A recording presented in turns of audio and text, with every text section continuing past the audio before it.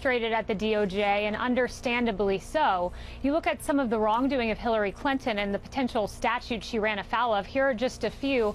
Federal Election Commission Act, was that violated when she got the dossier via her lawyer from Russia and hid on an FEC report? Revisiting the Espionage Act and the classified information exchange. Obstruction of justice when her associates beat blackberries with hammers. Campaign finance laws in this latest DNC hubbub. And of course bribery statutes with Uranium One.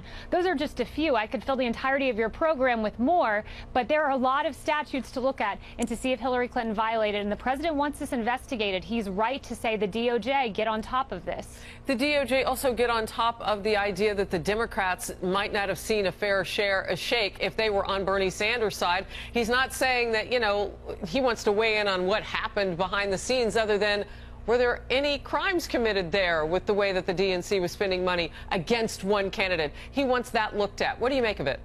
That's exactly right. You know, there are limitations on how much an individual can give a candidate. There are reasons for those limitations. But Hillary Clinton, via the back door of the DNC, was having money funneled to her campaign through this kind of third-party organization. He just wants it looked at. Did this run afoul of campaign finance laws? Was it above board? It's a fair question. These laws are in place for a reason. And yes, a campaign finance violation can become a criminal offense if serious enough and if egregious enough. How important is it that the American people know about this? It's extremely important. We have free and fair elections. We have a democratic process. When you go to the polls and you cast your ballot, be it in a presidential race or in a primary, it should be assured that this was a neutral, level playing field. But there was a takedown effort of Bernie Sanders at the DNC. They were all in for Hillary, despite having a neutrality clause in their founding document. They were not neutral at all.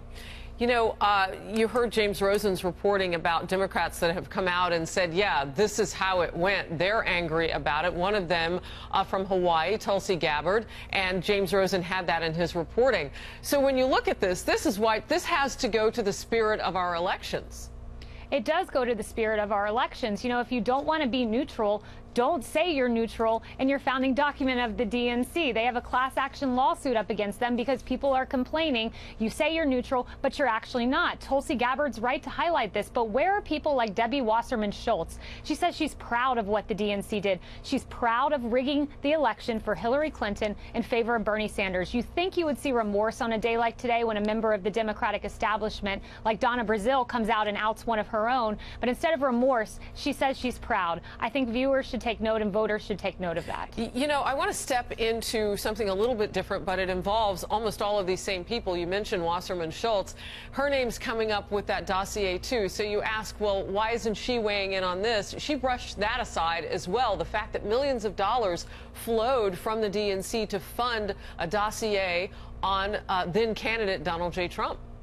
It's a big deal, Harris. $9 million from the DNC, which now we know the DNC equals Clinton. So from Clinton 1 as a candidate and Clinton 2 as the DNC, $9 million to this lawyer who lied with sanctimony, according to Maggie Haberman from the New York Times, when asked if he was behind the dossier. Why were they lying about this? Why did Podesta tell Congress and Debbie Wasserman Schultz tell Congress they had no involvement? All right. So you just tied a loop there for everybody watching, and I want to make sure they don't lose it. You said the DNC equals Hillary Clinton, or HRC, I guess you could say if you want to keep it in initials.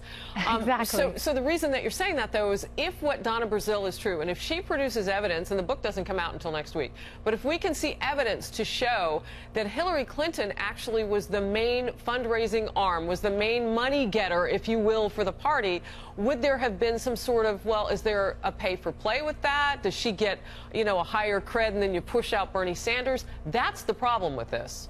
That's it. It's exactly right. It's unethical. It's not right. It runs afoul of what the DNC says that they stand for. And just to, you know, tie a ribbon here on what's all being put together is Donna Brazile is basically saying that Brooklyn, Hillary Clinton's campaign headquarters, was the DNC. Hillary Clinton said in this agreement she got to choose the communications director of the DNC, got to make all messaging decisions, got control of the money at the DNC. That means Bernie Sanders never had a shot. Hillary Clinton Clinton was the DNC, Hillary was the Democratic Party. Bernie Sanders voters who showed up and voted, your vote basically didn't count. Wow. Last word from you, Kayleigh, on this point. You know, Republicans watch this, and this is disarray. How does it work in politics? You're at the RNC now. I mean, you're looking at this and you're saying what?